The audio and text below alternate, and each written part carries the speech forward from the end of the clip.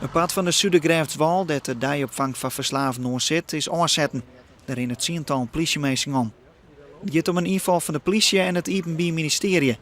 Er zijn al langere tijd signaal dat er dealt wordt in de opvang.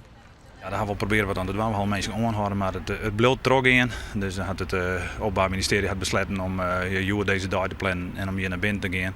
Om de drugsdealers aan te houden. En ze proberen hier een einde aan te maken.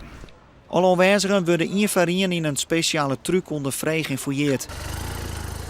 Opvangorganisatie Zien is leuk dat ze het voor net op een hicht bracht binnen van inval. We hebben geen signaal gekregen dat er wat slims aan de hand was. Zo. En dan komt het je wel wat door de leer, als Bart. Want er zou sprake wezen van dealerij. Daar hier niet geen enkel signaal van aan. We hebben geen enkele signaal van delen in het pand. Het is tastien om in deze opvang drugs te gebruiken, maar er zijn wel regels. Hè? Dus ze mogen net de volle bij hebben.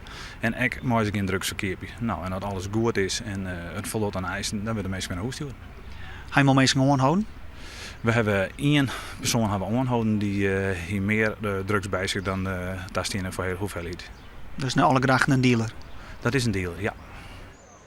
De politie had intussen nog meer mensen aangehouden.